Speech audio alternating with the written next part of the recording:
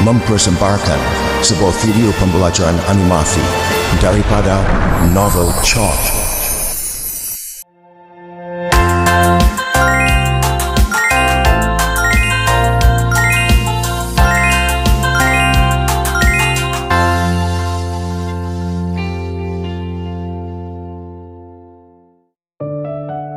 Pagi yang tenang menyelimuti kampung dingin. Di sebuah rumah bulo yang usang, tinggal Alias bersama ibunya yang lumpuh. Ayahnya telah meninggal akibat terjatuh ketika memanjat pokok kelapa. Yang tinggal hanyalah kenangan dan seekor perut terlatih bernama Chot. Dari celah tirai, kedengaran suara lembut Mak Leha mengejutkan Alias bangun. Alias bangun mandi dan sembahyang subuh. Dengan penuh khusyuk, Alias menunaikan solat subuh. Di sudut kamar, Mak Leha memandang penuh kasih melihat anaknya membesar dalam didikan agama. Mak, Alias pergi dulu. Tak cakap pun pada Chot. Chot! Chot! Mak! Chot hilang. Biarkan, nanti dia balik. Cepat pergi, nanti Som lama menunggu. Som, maaf aku lambat. Cepatlah, dah lewat ni. Bro aku hilang, Som. Balik nanti kita carilah. Dah lewat ni, nanti cikgu marah. Som akhirnya melangkah menuju ke sekolah, meninggalkan Alias yang masih mencari Chot di sekeliling kampung. Di celah semak dan pohon kelapa, kedengaran suara Alias memanggil-manggil nama Chot, namun yang menyahut hanya burung unggas pagi. Di dalam bilik darjah 5, Cikgu Sunan sedang mengajar dengan suara tegas dan penuh semangat. Tiba-tiba, Alias muncul di muka pintu dengan wajah yang takut dan gelisah. Assalamualaikum, Cikgu. Waalaikumsalam. Lambat sangat. Kenapa? Cikgu, bro saya hilang. Saya carinya, Cikgu. Perlu kau lebih penting ke atau sekolah? Cakap.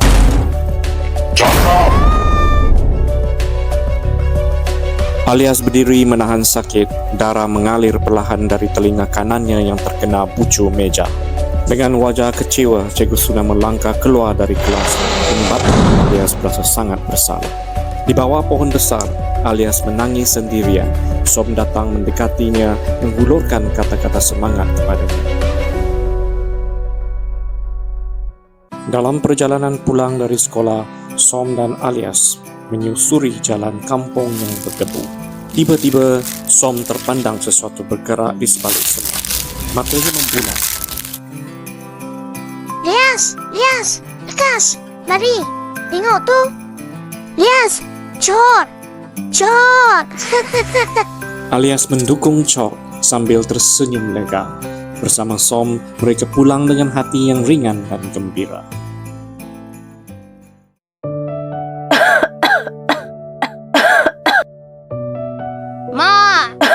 Lias dah balik. Lias dah jumpa Chot. Baguslah macam tu. Kau ni jahatlah, Chot. Lain kali, jangan buat lagi ya.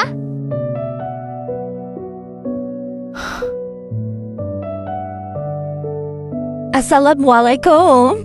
Waalaikumsalam. Lias belum makan lagi kan? Ambil ni, Mak sudah masakkan. Mak Leha sangat terhutang budi kepada jirannya yang baik hati ini, yang selalu memberikan makanan kepadanya dan Alias. Di beranda rumah, Alias menyuap nasi ke mulut Chot. Persahabatan mereka kian erat seperti isi dengan kuku. Di sungai jernih, Chot dan Alias bermain air. Keriangan itu menutup luka pada telinganya yang masih pedih. Di kebun Pak Din, Chot membantu Alias mencari rezeki memetik buah kelapa, hasil kerja dua sahabat yang saling memahami. Malamnya, Alias duduk di sisi ibunya, menyiapkan kerja sekolah walaupun telinganya masih berdenyut sakit. Pada tengah malam, Alias terjaga menahan kesakitan. Namun, dia tetap diam kerana tidak mahu ibunya berasa bimbang.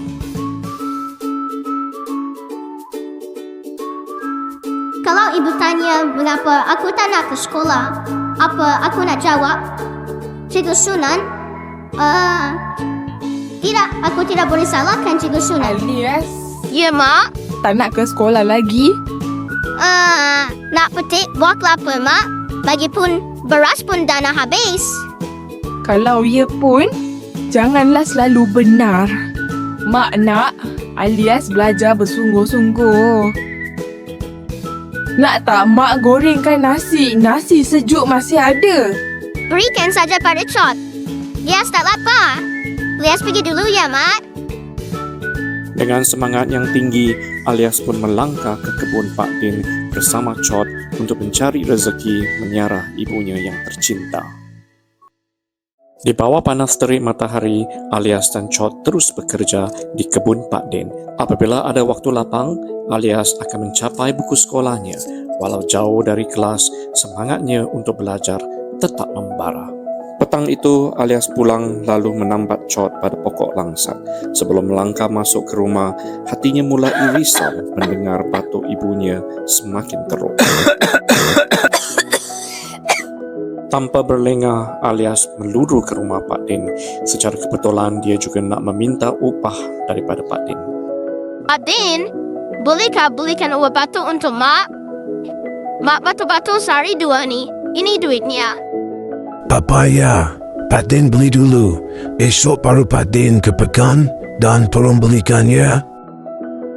Terima kasih, Pak Din. Di kedai runcit Acai, Alias memilih barangan dapur dengan menggunakan wang hasil titip peluhnya sendiri. Lias dah balik. Tengok apa yang Lias beli. Banyaknya barang. Mana Lias dapat duit beli semua ni? Daripada upah petik buah kelapa, Mak.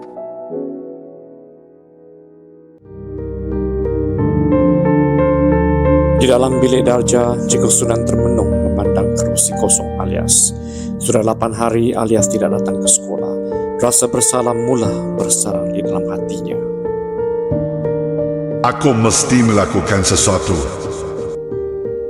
Di luar tandas sekolah, Som terkejut melihat Cikgu Sunan menunggu dengan wajah serius namun penuh harapan. Tengah hari nanti, bolehkah Som bawa cikgu ke rumah Alias? Baiklah, cikgu. Kereta usang Cikgu Sunan meluncur perlahan menuju ke kampung dingin. Setibanya di hadapan rumah Alias, Cikgu Sunan terdiam. Baru kini dia memahami erti kesusahan anak muridnya itu. Assalamualaikum. Waalaikumsalam. Siapa tu? Oh, Cikgu Sunan rupanya. Silalah naik. Alias tak ada. Dia keluar sejak pagi tadi. Saya datang ni nak ajar Alias ke sekolah semula. Alias dah lama tak ke sekolah. Periksa dah nak dekat. Dengar kata Alias sakit. Betulkah? Betul tu, Cikgu. Telinganya sakit dan bernanah. Dia malu pada kawan-kawannya. Ni mesti tercedera masa jatuh terlentang hari tu. Ini semua salah aku. Di pokok langsat, Chot kelihatan marah dan tidak senang hati dengan kehadiran Cikgu Sunan. Tidak lama kemudian, Alias pulang dengan 2 biji buah kelapa. Dia terkejut melihat Cikgu Sunan berada di rumahnya. Dah lama cikgu sampai. Maafkan saya, cikgu. Saya rahau pagi tadi. Rias, cikgu datang ni nak suruh Alias ke sekolah. Dah dekat periksa ni. Pakam ada dengan telinga Alias. Mari, cikgu tengok. Sakit tak? Di pokok langsat, Chot semakin marah. Dia meronta-ronta, seolah-olah dapat merasakan ketegangan yang bakal terjadi. Tiba-tiba, rantai Chot terputus. Tanpa dijangka, Chot melompat ke arah Cikgu Sunan. Lepaskan! Lepaskan, Chot! Dalam keadaan panik, Alias mencapai lembing di tepi rumah dan menekan Chot untuk menyelamatkan cikgunya. Chot rebah ke tanah, matanya sayu memandang tuannya buat kali terakhir.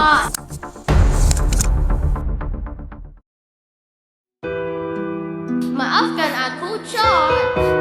Tiada kata-kata yang dapat menggambarkan betapa hancurnya hati Alias. Chot ialah satu-satunya peninggalan arwah ayahnya dan sumber rezeki keluarga mereka.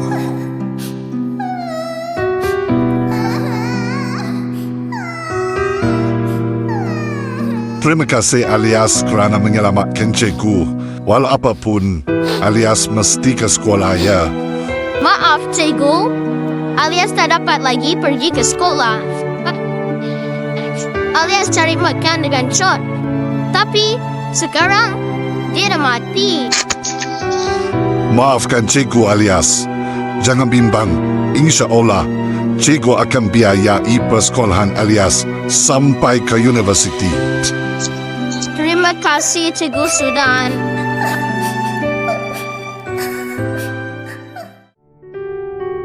Di bawah teduhan pokok langsat alias menggali tanah dengan penuh sayu, di serambi Mak Leha dan jiran-jiran hanya mampu memerhati dalam diam. Dengan tangannya menggigil alias menurunkan jasad Chot yang dibalut kain putih ke dalam liang lahat yang kecil itu. Sebatang papan kayu dipacak di pusara kecil itu tertera tulisan tangan alias, "Tunggu aku di pintu Universiti Chot." Alias memeluk ibunya dengan erat. Kali ini bukan kerana sedih, tetapi kerana semangat baharu telah menyala dalam dirinya. Senja itu menjadi saksi kepada sinar baharu, kasih dan janji seorang anak untuk menempah kejayaan demi ibu tersayang.